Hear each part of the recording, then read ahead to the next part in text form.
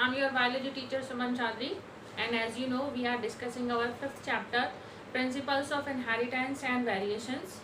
हम अभी तक अपने इंटर एलिलिक जीन इंट्रैक्शन में 2 टाइप्स को ऑलरेडी पढ़ चुके हैं, जिनमें हमने आपके एपिस्टेसिस और कॉम्प्लीमेंट्री जीन के बारे में पढ़ लिया है। आज हम पढ़ने जा रहे हैं अपने नेक्स्ट 2 टॉपिक्स, जो नेक्स्ट 2 टाइप्स हैं हमारे इंटर एलिलिक जीन इंट्रैक्शन के। एक है फर्स्ट हमारा डुप्लीकेट जीन। तो सबसे पहली बात हमको मालूम होना चाहिए कि डुप्लीकेट जीन का मतलब क्या होता है। डुप्लीकेट मीन्स होता है क्लोन। Duplicate means clone. अगर हम डेफिनेशन की बात करें तो duplicate genes are 2 or more independent genes present on 2 different chromosomes। कहने का मतलब 2 जीन्स हैं हमारे and they both are present on 2 different chromosome. एक ही क्रोमोसोम पे नहीं है, जो स्पेशल फीचर है हमारे इंट्रा एलिलिक जीन इंट्रैक्शन का, उसी की बात कर रहे हैं हम। ये हमारे पास 2 क्रोमोसोम हैं और 2 ऐसे जीन हैं जो कि 2 अलग अलग क्रोमोसोम्स पर प्रेजेंट है। 2 इंडिपेंडेंट जीन हैं जो कि 2 डिफरेंट क्रोमोसोम पर प्रेजेंट है। यहाँ पर ये वाली जो बात है, independent genes present on 2 different chromosomes. Exam में एमसीक्यू में पूछा जा सकता है कि duplicate genes are present on same chromosome और डिफरेंट क्रोमोसोम। तो आपको ये बात ध्यान रखनी है कि ये डिफरेंट क्रोमोसोम्स पर प्रेजेंट होते हैं, सेम क्रोमोसोम पर प्रेजेंट नहीं होते हैं। यहीं पर वो कंफ्यूज भी आपको कर सकते हैं। तो 2 हमारे सपोज करिए ये जीन्स हैं, हम मान लेते हैं सपोज करो ये टी जीन्स हैं। पहले हम समझ लेते हैं, फिर डेफिनेशन की भी बात करेंगे। कहने का मतलब we have 2 genes, this is T1 and this is T2। अब ये जो हमारे 2 डिफरेंट जीन्स हैं which are present on 2 different chromosome, इनका जो फिनोटाइप होता है, जो ये शो फिनोटाइप करेंगे, वो या तो अप्रोक्सीमेटली और नियरली सेम होता है। कहने का मतलब 2 different genes which are present on 2 different chromosomes, they show approximately और नियरली सेम फिनोटाइप। इस बात का मतलब ये हुआ कि ये दोनों जो काम कर रहे हैं उनका जो फिनोटाइप आ रहा है वो लगभग सेम है। ये किसी भी चीज़ के जीन्स हो सकते हैं, कलर के हो सकते हैं, शेप के हो सकते हैं, कुछ भी हो सकते हैं। हम यहाँ किसी पर्टिकुलर एग्जाम्पल की बात नहीं कर रहे कि शेप का है या कलर का है। हम सिर्फ इतना कह रहे हैं कि हमारे पास 2 जीन्स हैं और वो 2 डिफरेंट क्रोमोसोम्स पर प्रेजेंट हैं और उनका जो फिनोटाइप है वो नियरली सेम है। अब ये होमोजाइगस भी हो सकते हैं, सपोज करो ये टी इस तरह से भी हो सकता है, या और ये टी इस तरह से भी हो सकता है। जैसे मैंने यहाँ लिखा है, means they can present in homozygous और हेट्रोजाइगस कंडीशन। कोई फर्क नहीं पड़ता, लेकिन इनका जो फिनोटाइप आएगा वो लगभग सेम ही आता है। दूसरी बात की बात करें, 2 independent gene do not have cumulative effect. यहाँ पे जो वर्ड ध्यान देने वाला है दैट इज क्यूमुलेटिव।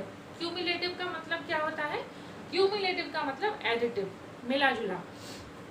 यानी इनका जो इंडिपेंडेंट हमारे ये जो 2 जीन हैं, इनका जो क्यूमुलेटिव इफेक्ट है, वो मतलब जो इफेक्ट ये करते हैं वो मिला जुला नहीं है। वो अपना काम कर रहा है, वो अपना काम कर रहा है। ये दोनों एक दूसरे के ऊपर कोई भी इफेक्ट नहीं डाल रहे हैं, चाहे ये होमोजाइगस कंडीशन में हो, चाहे ये हेट्रोजाइगस कंडीशन में हो। ये T1 जीन अपना काम कर रहा है और ये T2 जीन अपना काम कर रहा है। दोनों एक दूसरे के फंक्शन पर कोई इफेक्ट नहीं डालेंगे। अगर हम अगली बात करें तो फिनोटाइप रेशो की बात करते हैं। फिनोटाइप जो रेशो होता है इन F2 जनरेशन, वो होता है आपका 15:1। अब ये कैसे आएगा इसके बारे में भी हम बात करेंगे जब हम एग्जाम्पल को देखेंगे। इतनी बात समझ में आई? डुप्लीकेट जीन का मतलब 2 ऐसे जीन जो डिफरेंट क्रोमोसोम्स पर प्रेजेंट हैं and their phenotype is approximately और नियरली सेम। दूसरी बात, इनके जो इफेक्ट आएंगे वो क्यूमुलेटिव नहीं आएंगे। कहने का मतलब ये दोनों एक दूसरे के फंक्शन पर कोई भी इफेक्ट नहीं डालेंगे, वो सेपरेटली अपना काम कर रहा है, वो सेपरेटली अपना काम कर रहा है। इन दोनों ने एक दूसरे के ऊपर कोई इफेक्ट नहीं डाला। जो समझने वाली बात है वो ये कि जितने भी हमारे पास सपोज ये T1 and this is T2, ये जो दो एलील्स हैं या हम कहें जीन्स हैं, अगर हम इनको एनालिटिक फॉर्म में लिखें तो हम इस तरह से लिख सकते हैं, चाहे तो ऐसे हो, चाहे ये ऐसे हो, होमोजाइगस हो चाहे हेट्रोजाइगस हो। अगर इन चारों में से एक भी एलील कैपिटल यानी डोमिनेटिंग हो जाता है तो वो जो कैरेक्टर है वो शो हो जाएगा। ऐसा नहीं है कि यहाँ पर भी कैपिटल है और यहाँ पर भी कैपिटल है, ये दोनों एक दूसरे के जो फंक्शन है उसको प्रभावित करेंगे, इफेक्ट डालेंगे, ऐसा नहीं है। अगर इन चारों में से कोई भी एक जीन डोमिनेटिंग हो जाता है तो वो कैरेक्टर शो हो जाता है। This is the concept of duplicate gene. अब हम एग्जाम्पल की अगर बात करें तो हम जो हमारा डुप्लीकेट जीन का एग्जाम्पल है वो पढ़ते हैं फ्रूट शेप में। जो शेपर्ड पर्स एक प्लांट है जिसको हम कैप्सुला बुर्सा भी कॉमनली बोलते हैं, उसमें दो कलर के हमारे फ्रूट्स की शेप होती है। एक होती है हमारी ट्राइंगुलर और एक होती है हमारी ओवल। जो ट्राइंगुलर है वो उसको आप होमोजाइगस में भी लिख सकते हैं और हेट्रोजाइगस में भी लिख सकते हैं, कोई फर्क नहीं पड़ता, क्योंकि यहाँ पर हम ये बात समझ चुके हैं कि अगर इन दो जीन्स के चारों एलील्स में से कोई भी एक एलील अगर डोमिनेटिंग हो जाएगा तो वो कैरेक्टर शो हो जाएगा। ऐसा नहीं है कि ये डोमिनेटिंग हो गया तो ये दूसरा वाला रिसेसिव हो जाएगा, नहीं, वो अपना फंक्शन कर रहा है, ये अपना फंक्शन कर रहा है, क्योंकि दोनों का फिनोटिपिक जो रेशो है और जो इफेक्ट है वो लगभग सेम ही है। इसीलिए कोई फर्क नहीं पड़ता चाहे ये कैपिटल टी में आ जाए चाहे ये कैपिटल टी में आ जाए। कहने का मतलब कोई भी एक एलील डोमिनेटिंग हो सकता है। अब दूसरी जो शेप है आपकी ओवॉइड, ये कम्प्लीटली रिसेसिव है, बिकॉज यू कैन सी यहाँ पर एक भी कैपिटल टी नहीं है। दोनों एलील्स में से दोनों के दोनों कैसे हैं, रिसेसिव। जो आपके स्मॉल टी हैं वो हैं, तो यहाँ पर शेप कैसी बनेगी, ओवॉइड शेप बनेगी। अब हम इसका क्रॉस करके देखते हैं, हमको और बात क्लियर हो जाएगी।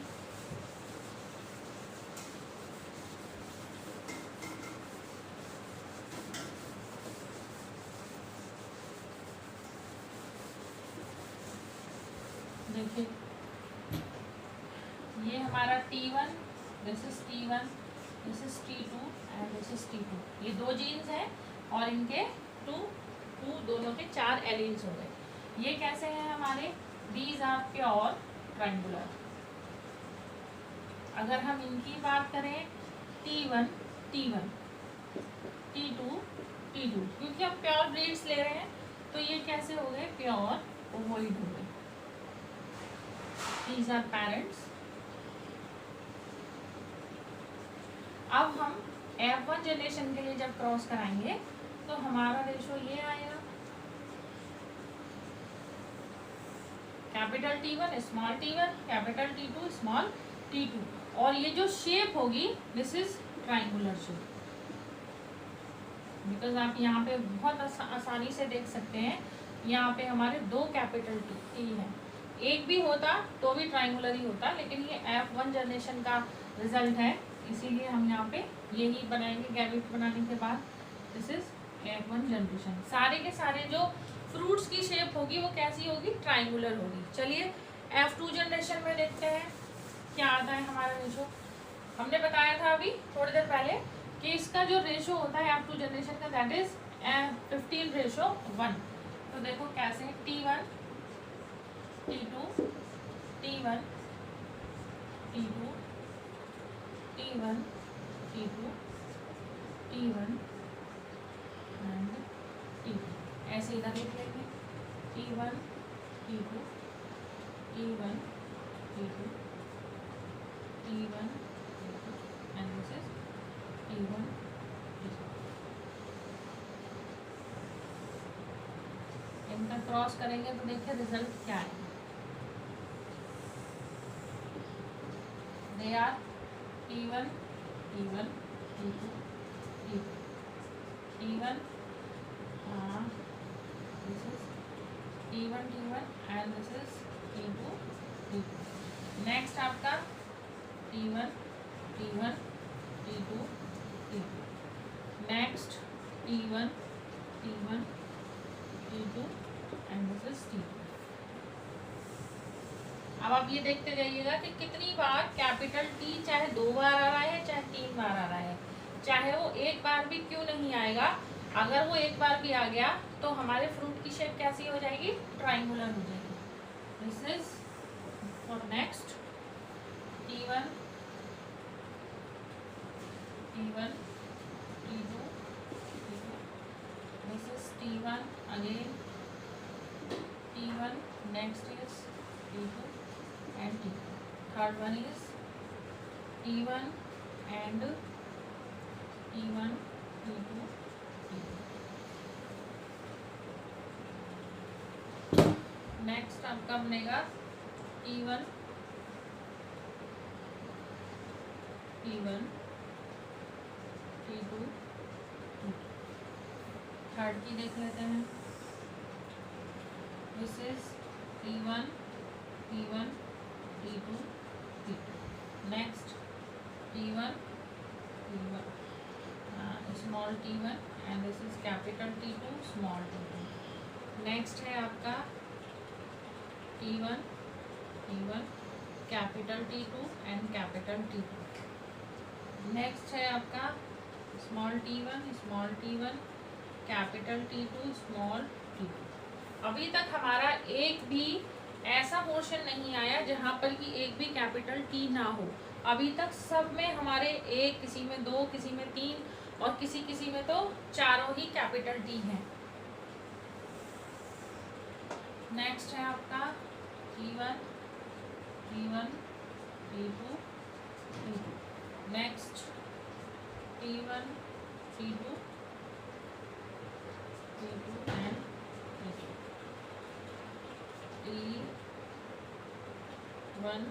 T1 T2 and.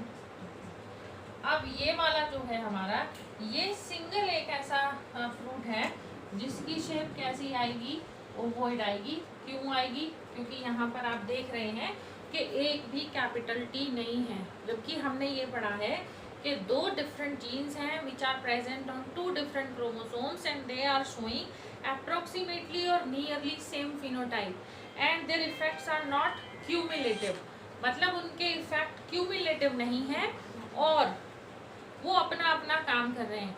In out of 4 genes, if one is in capital letter or we can say if in one is in dominating state, it mean वो जो कैरेक्टर है वो शो हो जाएगा. तो जितने भी अभी तक हमने ये 15 प्लांट्स देखे हैं, इनके अंदर सब में कैपिटल टी कहीं ना कहीं आ रहा है. इट मीन इनकी शेप कैसी हो जाएगी, ट्राइंगुलर हो जाएगी. और ओनली ये 1 एक ऐसा है जिसके अंदर एक भी कैपिटल टी नहीं है. इसका मतलब 1 कैसा हो गया, ओवॉइड हो गया. तो ये जो हमारा रेशो है ये कैसे आया, ये बात क्लियर हो गई, समझ में आ गई बच्चों. नेक्स्ट हम पढ़ने जा रहे हैं सप्लीमेंट्री जीन्स. सबसे पहले हमको ये पता होना चाहिए कि सप्लीमेंट्री जीन का कॉन्सेप्ट क्या है, तभी हम उसके एग्जाम्पल से उसको और अच्छी तरह से समझ पाएंगे. सपोज करिए सप्लीमेंट्री जीन के बारे में क्या है. ये हमारे पास 2 क्रोमोसोम हैं. देखिए यहाँ पर हम जितने भी इंटर एलिलिक जीन इंटरेक्शन पढ़ रहे हैं, यहाँ पर हम 2 क्रोमोसोम, 2 कैरेक्टर और 2 लोकाई के बारे में ही बात कर रहे हैं. एक क्रोमोसोम या एक कैरेक्टर की बात यहाँ पे नहीं होगी, वो इंट्रा एलिलिक जीन इंटरेक्शन था. तो यहाँ पर हमारे पास 2 क्रोमोसोम है एज यू कैन सी. अब क्या है कि इनके ऊपर जो जीन्स प्रेजेंट है, उनके जो एलील्स हैं या हम कहें इनके जो जीन्स हैं, अब क्या होता है इन दोनों में से, सपोज करिए ये ए है हमारा और ये हमारा बी जीन है, ये हमारा ए जीन है और ये हमारा बी जीन है. अब क्या होता है, ये जो हमारा ए है अगर ये एक डोमिनेटिंग स्टेज में है तो ये हमारे बी वाले जो जीन है, चाहे ये डोमिनेटिंग स्टेज में हो चाहे वो हमारे रिसेसिव स्टेज में हो, ये इसके एक्सप्रेशन को रोकेगा. क्या कह सकते हैं हम कि 1 out of 2 gene in supplementary gene we have 2 genes which are present on 2 different chromosomes and one gene which is in dominating stage, ये क्या करेगा, it can stop the expression of B gene. तो कहने का मतलब ए gene कैसा हुआ, ये तो अपने आप को एक्सप्रेस कर पाएगा, लेकिन अगर ये डोमिनेटिंग स्टेज में है तो ये बी वाले के एक्सप्रेशन को स्टॉप करेगा या रोकेगा। कैसे करेगा, अगर ये डोमिनेटिंग है फिर तो इफेक्ट आएगा ही, क्योंकि ये बी है, और ये इसको रोकेगा, चाहे वो डोमिनेटिंग स्टेज में हो चाहे वो रिसेसिव स्टेज में हो। इसका काम है इसके एक्सप्रेशन को रोकना, दबाना, स्टॉप करना। अब क्या होगा, ये बी वाला भी आपका अगर डोमिनेटिंग स्टेज में है तो ये क्या करेगा, ये कंप्लीटली इसके इफेक्ट को तो सप्रेस नहीं कर पाएगा, नहीं रोक पाएगा। ये क्या करेगा कि थोड़ा सा दबाव तो ये भी इस पर बनाएगा, लेकिन पूरी तरह से नहीं करेगा, जिसकी वजह से क्या होगा, हमारे पास एक थर्ड ट्रेट निकल के आ जाएगा। नहीं समझे, फिर से समझते हैं डेफिनेशन समझ के। Out of two non allelic gene, ये बात हमको पता है, one of which produce its effect independently, दो जीन हैं जिनमें से एक क्या कर रहा है, अपने इफेक्ट को इंडिपेंडेंटली शो कर रहा है, एक्सप्रेस कर रहा है इन द डोमिनेट स्टेट, जो कि डोमिनेटिंग स्टेज में है। सेकेंड बात क्या है, the dominant allele of the second gene. अब यहाँ पर भी क्या बात है कि दूसरा भी क्या है, अगर वो डोमिनेटिंग स्टेज में है तो second gene is without any independent effect, इसका अपना कोई भी इंडिपेंडेंट इफेक्ट नहीं होगा in presence of A, if A is present in dominating state. इतनी बात क्लियर हो गई। But able to modify the effect of the former to produce a new plant, और न्यू जो आपका कैरेक्टर है उसके लिए। कहने का मतलब ये इसको कंप्लीटली सप्रेस तो नहीं कर पाएगा, लेकिन इसके इफेक्ट को भी प्रभावित करेगा अगर वो हमारा डोमिनेटिंग स्टेज में हुआ तो। क्लियर हो गई बात। आगे हम बात करते हैं फिनोटाइप की। अगर हम फिनोटाइप की बात करें इन F2 generation of supplementary gene, तो F2 जनरेशन का फिनोटाइप होता है 9:3:4। और अगर हम इसके एग्जाम्पल की बात करें तो लबलब एक प्लांट है जिसको कि हम स्वीट पी या बीन्स भी कहते हैं। इसमें क्या होता है, सपोज करो इसमें हमारे पास ये दो जीन है, एक के है और एक एल है। के का क्या काम है, के अगर डोमिनेटिंग स्टेज में है तो उस स्टेज में हमारे जो फ्रूट का कलर है वो होगा खाकी। क्या बोला मैंने, अगर के कैपिटल है, यानी जो ये ए वाली मैंने जो एग्जांपल लेके यहाँ बताया था, अब हम यहाँ पे जीन्स ले रहे हैं। As you can see very clearly I am taking two genes and if K is in capital state that mean the colour of fruit is khaki. अब अगर एल हमारा डोमिनेटिंग स्टेज में है, लेकिन यहाँ पर इसके साथ अगर के रिसेसिव स्टेज में आ गया, डोमिनेटिंग नहीं है, तो इसका कलर क्या बन जाएगा, तो इसका कलर बन जाएगा बफ कलर। और बफ कलर कैसा होता है बच्चों, जो रेगिस्तानी रेत का कलर होता है ना, जो रेगिस्तान में रेत होती है हल्का सा येलोइश कलर, वो बफ कलर होता है। अब क्या होगा, अगर यहाँ पर हमारा के और एल, कहने का मतलब if both genes are is in dominating stage, तब क्या होगा, ना तो हमारा कलर खाकी आएगा ना बफ आएगा। क्यों, क्योंकि दोनों ही डोमिनेटिंग स्टेज में हैं और ये दोनों ही एक दूसरे के एक्सप्रेशन को थोड़ा थोड़ा सा प्रभावित कर रहे हैं, जिसकी वजह से यहाँ एक कलर और बनेगा जो कि है चॉकलेटी कलर। तो तीसरा जैसे मैंने यहाँ पे बताया था, if out of two genes if one is in dominating stage it can suppress the expression of B genes if it is in dominating stage। लेकिन अगर यहाँ पर B भी dominating हो गया तो it can suppress और it can affect the expression of A gene, और उससे हमारा एक थर्ड ट्रेट बन जाएगा। जैसे कि आप यहाँ देख रहे हैं कि लवलव में हमारे पास दो ही कलर के फ्रूट्स थे, एक थे खाकी और एक थे बफ कलर के, लेकिन वो कंडीशन क्या थी, यहाँ पर हमारा के डोमिनेटिंग था और यहाँ पर हमारा रिसेसिव था, इसके साथ हमारा भले ही कैपिटल एल था, कोई बात नहीं, ये बफ कलर बन गया था। लेकिन अगर हमारे दोनों ही जो डिफरेंट जीन्स हैं, if they are in dominating stage, तो ना वो खाकी कलर बनेगा ना वो बफ कलर बनेगा, वो एक चॉकलेटी कलर बन जाएगा। अब इस बात को चलो हम एग्जाम्पल लेके समझते हैं, बहुत क्लियर हो जाएगा। हमारे पास हमें मालूम है फिनोटाइप 9:3:और 4 है, इसी को लेके हम अपना क्रॉस करेंगे।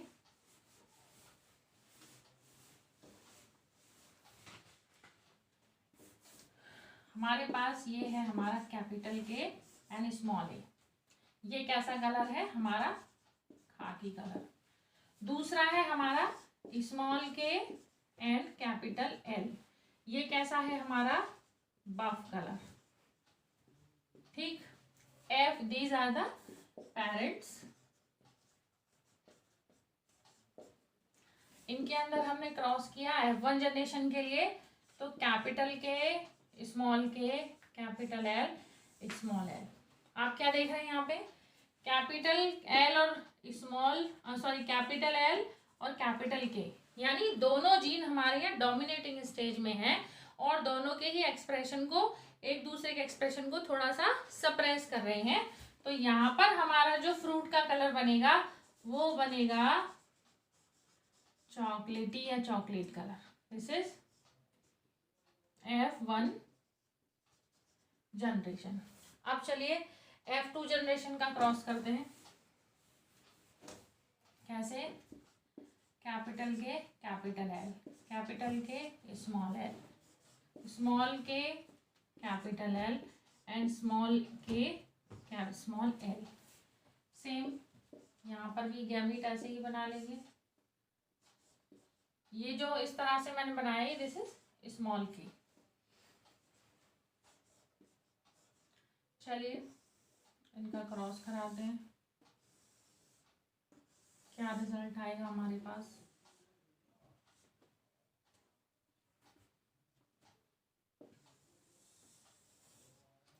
कैपिटल के कैपिटल एल, कोई भी डाउट नहीं, capital K capital L and this one capital K small K capital L. Next capital small capital and small.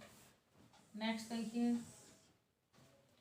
This one is capital small small. हाँ, इसमें small आएगा, यहाँ पे capital आएगा ये। नेक्स्ट है आपका कैपिटल के नेक्स्ट दोनों में स्मॉल एल है, capital K small K capital L small L, capital K small के दोनों एल स्मॉल आए। नेक्स्ट आपके capital K small K capital L small capital K small K capital L small L. Next है आपका small के and capital L, small K capital L and small L. Next आपका ये capital K small K capital L small L. Next capital K small L small L. अब next आपका small K capital L small L. अब यहाँ पे हमारे दोनों ही small है। चलिए, अब हमने क्या बताया था कि अगर कहीं पर भी हमारा कैपिटल के और कैपिटल एल आता है तो वो कलर क्या हो जाएगा, वो कलर हो जाएगा हमारा चॉकलेटी। वो कलर ना हमारा खाकी होगा ना हमारा बफ कलर होगा। जहां पर कि स्मॉल के और कैपिटल के और स्मॉल एल आ रहा है वहां पर हमारा बनेगा खाकी कलर। ठीक, और जहां पर कि हमारा स्मॉल के और स्मॉल एल आ रहा है वहां पे हमारा बनेगा बफ कलर।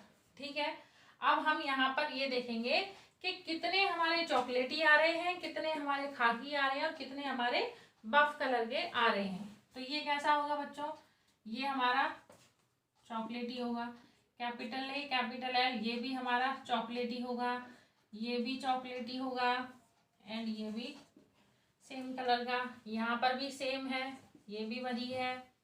ये हमारा अलग है, यहाँ पे कैपिटल के और स्मॉल एल आ रहा है, यानी कि ये बन गया हमारा खाकी। इसको हम अलग कलर से लिख लेते हैं, ये हमारा खाकी, कैपिटल के कैपिटल एल, यानी ये भी हमारा कैसा हो गया, ये भी हमारा चॉकलेटी कलर हो गया। यहाँ पर कैपिटल के और स्मॉल एल आ रहा है, यानी ये भी हमारा खाकी हुआ।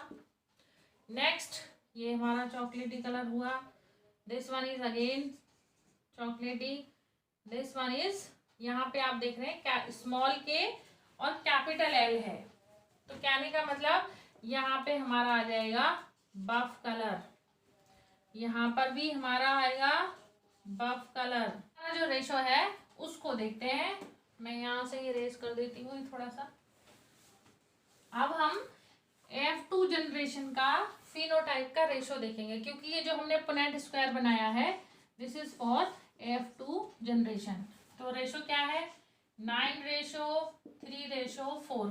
काउंट करते हैं, 1 2 3 4 5 6 7 8 9।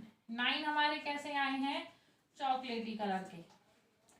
आगे हम देखते हैं 4 हमारे 1 2 3 4। 4 कैसे हैं हमारे बफ कलर के, और 3 है हमारे खाकी कलर के।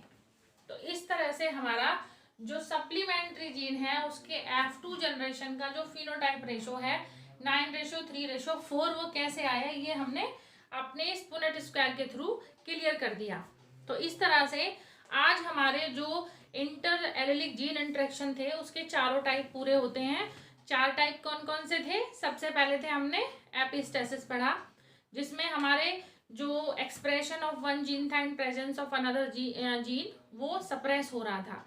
सेकंड हमने पढ़ा था कॉम्प्लीमेंट्री जीन, जहाँ पर कि 2 हमारे जीन्स थे आपस में मिलकर काम कर रहे थे और किसी एक फंक्शन को आगे बढ़ा रहे थे। और आज हमने पढ़े हैं duplicate gene and last is supplementary gene. तो डुप्लीकेट जीन के बारे में भी हमने पढ़ा 15:1 उसका हमारा फिनोटाइप का रेशो था, और हमारा जो सप्लीमेंट्री जीन है इसका F2 का रेशो हमारा 9:3:4 आया है। इस तरह से हमने आज अपने inter allylic gene interaction complete कर लिए हैं। हमारा एक टॉपिक क्लियर हो गया पूरी तरह से, जिसको कि हमने नाम दिया था पोस्ट मैंडेलियन डिस्कवरीज, और जिसको हम जीन इंटरेक्शन के नाम से ही पढ़ रहे थे, जिसमें हमने 2 टाइप के पढ़े थे। पहला पढ़ा था हमने intra allelic gene interaction where we have talk about the 1 chromosomes and 1 gene के बारे में पढ़ रहे थे। एक ही कैरेक्टर को लेके हमने वहां पढ़ा था, और वो 4 तरीके के थे। सबसे पहला था जो था मल्टीपल जीन और codominant, incomplete dominance, and last one was lethal gene. Second जो उसका टाइप था इंटर एलिलिक जीन इंटरेक्शन, जहां पर कि हम 2 जीन की बात करते थे और हमने इसको नॉन एलिलिक जीन इंटरेक्शन भी बोला था, और इसके भी आज हमारे 4 टाइप कंप्लीट हो गए। इस तरह से हमने पूरे जीन इंटरेक्शन के 8 टाइप को कंप्लीट कर लिया है। आई होप आप लोगों को ये सब समझ में आया होगा। Thank you so much.